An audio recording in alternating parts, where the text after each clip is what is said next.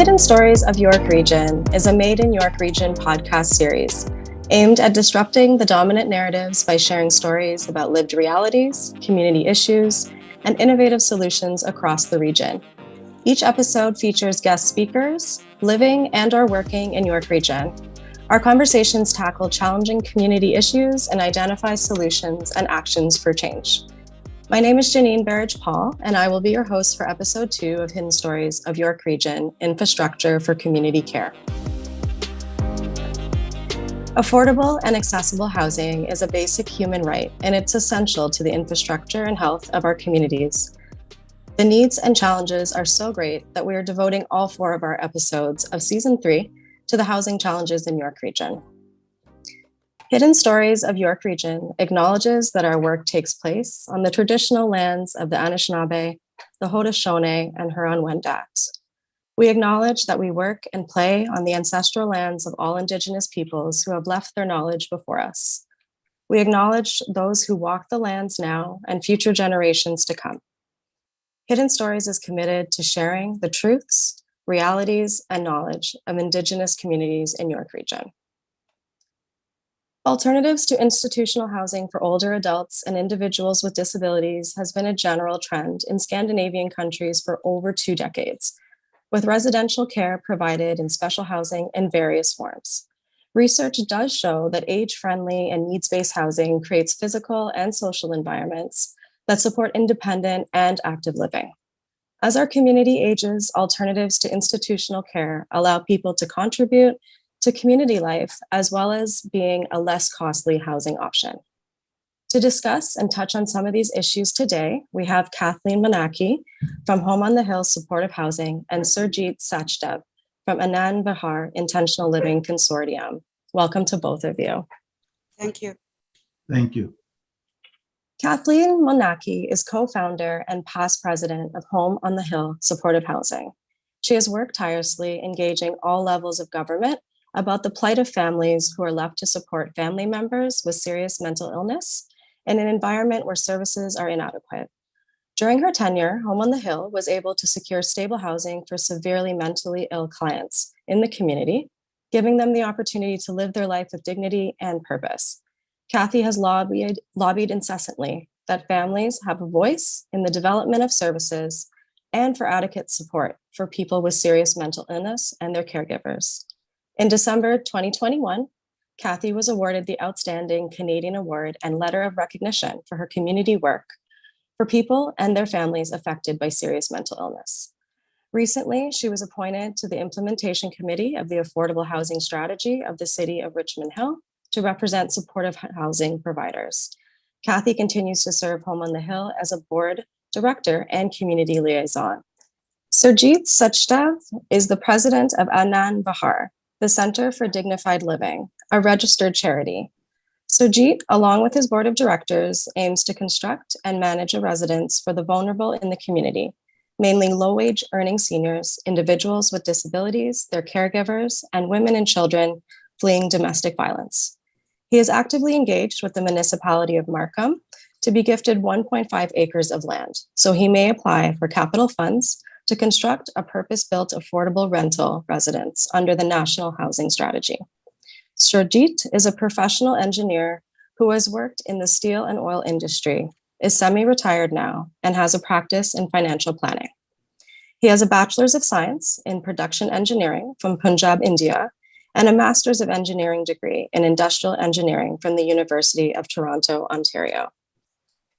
So before getting into some deeper questions today related to your respective work areas, as a starting point, I really thought it would be great to hear from both of you what the ideal situation would look like when it comes to supportive housing for vulnerable populations in York Region.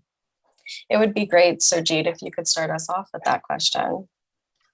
Well, the ideal situation, Janine, is really the core point of providing land, because not-for-profit agencies are waiting for this item because land has become so expensive, so prohibitively expensive, that for us to construct anything or to apply for funds, this is the first starting point, and that is what we want to start off with. Thanks, Surjit. And how about you, Kathy? Well, when I think of supportive housing, I think of community.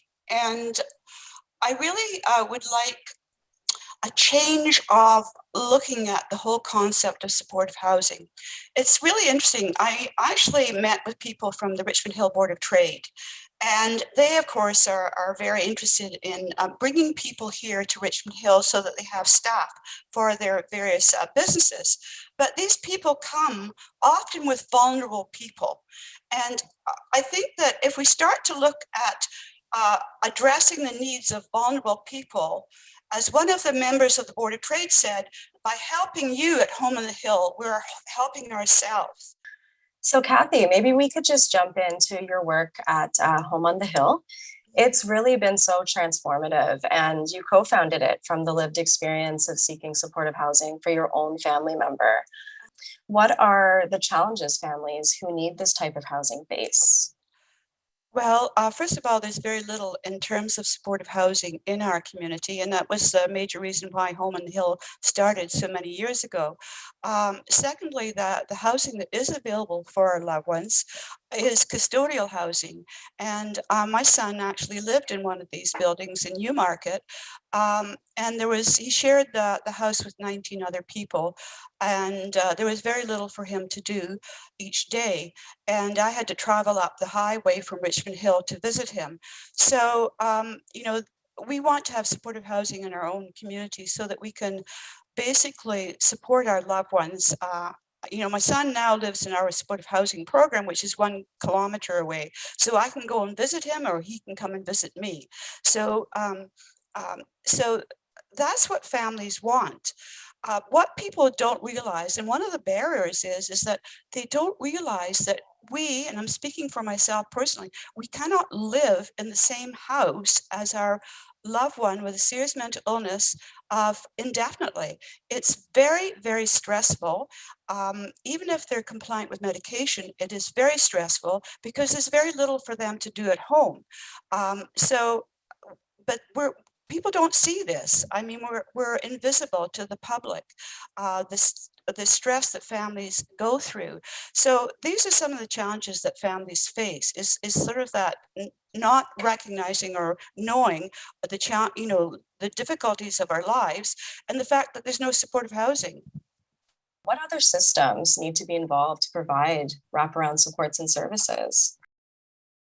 At Home on the Hill, we employ recreation therapists, we employ art therapists, we supply vocational counseling and counseling. Um, when you have a psychotic illness, you really need to be engaged a lot of the time. It's a way of keeping you distracted from obsessive thinking or moods that that spring. Sometimes a mood can change very quickly. So to help the person, it's really important that they're engaged in meaningful activity. My son actually now, his self-esteem has risen to the point where he's working part-time in a permanent position. We see supportive housing actually as a conduit to opportunities in the future. So, Surjit, I wanted to continue with you on the topic of the importance of ensuring that models are adopted and responsive to the needs. Could you tell us more about Anand Vihar, the Center for Dignified Living, and the housing model, and why you use this model? Well, we are looking to provide affordable rental residence to vulnerable, low-income earning seniors, the disabled, their caregivers, as well. As you just heard Kathy, thinking that sometimes parents cannot be beside the loved ones and may want to be. So our solution is really an over-encompassing one, that the caregivers or the parents or brother, sister who look after the disabled can also have an opportunity to live together with them in an apartment in our facility that we are looking at a holistic care of not only the residents, but at the same time taking care of the community outside. So everybody talks about what is happening within. We are talking about not only within, but we open out to the surrounding community and saying, how do we engage not only the residents amongst themselves, but the residents with the community surrounding, so that there can be a healthy exchange of activities between the two, okay? At the same time, helping each other, learning from what they call is a co-housing, co-living type of an environment where people help each other. So really making sure that not only are you healthy, but your model is such that you are making the environment around you so vibrant and so helpful that everybody is being helped along to live comfortably well, longer into age, and never be bored, isolated, or feeling lonely. So that is our objective. Wonderful. I really wanted to pick up on something you said there that I thought was just so amazing, the holistic piece. I think sometimes, when we talk about holistic support, we don't even mention sometimes that outside support of the community and making sure that folks have that connection. Was there any other pieces you wanted to add about your work or anything that you wanted to touch on? Well, the thing is that see, we are approaching this whole situation in a person-centered care. So really enhancing the life of the person, not only of the disabled, but of his or her family. So we are looking at, first of all, it's the person, and you see the systems around it. And because our model includes seniors as well, so we are looking at providing something called a medical clinic, which will specialize in geriatric care. So they are going to be helping the seniors. At the same time, we look at the seniors as well as the persons with disabilities interacting in the community and in the residence together, doing things together. So it's like, you give a disabled person, it's like you have a mentor in the senior person who is living in the same facility, and they do things together. They do arts together, they do gardening together, they become like partners, and one is teaching the other. And it not necessarily that the senior is teaching the junior, it could be the disabled teaching the senior. So it's like a combination of things happening where we are looking at enhancing the life of both. In our community, when you get to be a senior, you start, and the community says, wow, we got to look after you, we got to give you affordable housing. But we are only talking of giving you affordable housing. What happens to you when you are in it? I mean, we are saying you come with us and we will involve you. Like I was surprised that at an interaction with a group of seniors, and I said, we're thinking of growing a vegetable garden, or we're thinking, as a matter of fact, we are thinking down the road, we'll have a vertical farm on the top of our residence.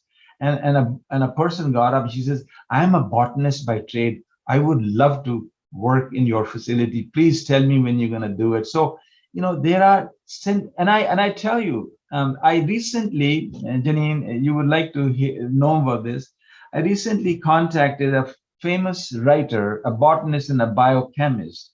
Is Dr. Diana Beresford Kroger. She lives outside of Ottawa, and she is a specialist in climate change, and as a matter of fact, recommending what type of trees will regenerate our environment back to healthful effects on the community. And she has sent me a list of 5 trees that I could grow around in what we would call as a health garden around it, where you just sort of sit down on a bench and you get showered with these aerosols that come in the summer on you, and you feel calm. And as a matter of fact, people with disabilities and seniors would love an environment like that. So this is some of the So this is some of the things, Janine, we are thinking of. But while we are dreaming, the unfortunate part is that the community organizers or the government or the politicians are not really paying attention as to what we can provide them as solutions. They just have to ask us and provide us with the resources. And the starting point is, give me the land.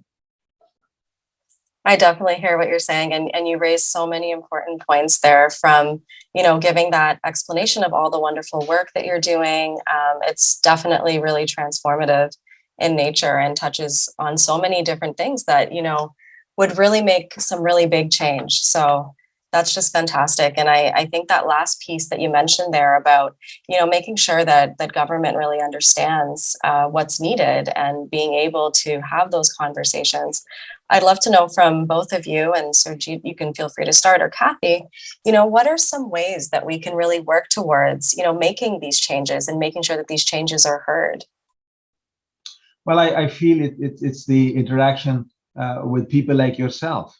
Like you spread the word, because we want people to know that the disabled and seniors represent over 40% of the population. 1 in 5 in Canada is disabled for various reasons. Does that mean they do not get the respect? This Canada means respect for all, including the disabled. The disabled get ignored. Right now, if you look at it, in Canada, everybody is talking about the seniors, but they represent 20% of the population. What about the disabled? Nobody talks about them because perhaps, they are the people who are not getting the attention that they need, but they are there silently waiting for somebody to look after. They cannot speak for themselves. Does that mean they do not have a voice? So I am a guy who's speaking on their behalf, and I want to make sure. And I said, I had a meeting with the Markham Council yesterday, and I said, you know what, Mr. Mayor, I refuse to age. I cannot get old because I have to look after my son. I am a senior, but I cannot be a senior till my son is looked after. And my son is looked after. I will not die till my son is looked after. I cannot be old. I may look old, but I'm younger than you. So we got to take care of each other. We got to depend on each other.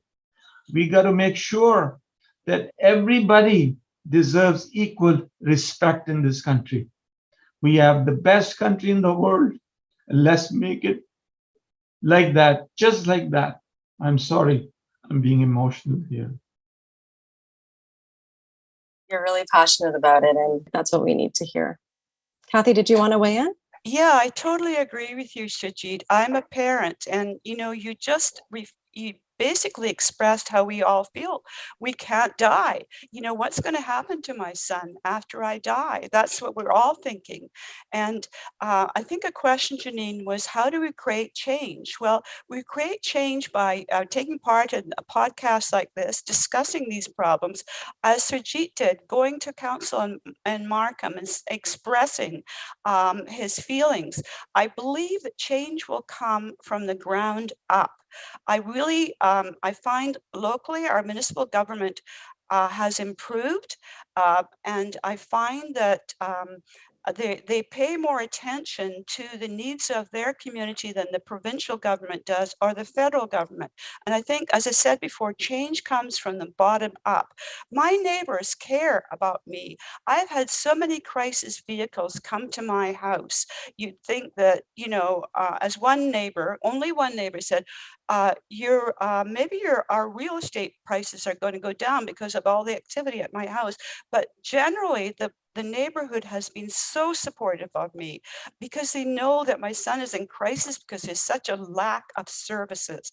They know this. We really need to communicate that to the upper ups. But change begins at the bottom. It's in the court of public opinion that we're going to get change. And, it's podcasts like this that make a difference.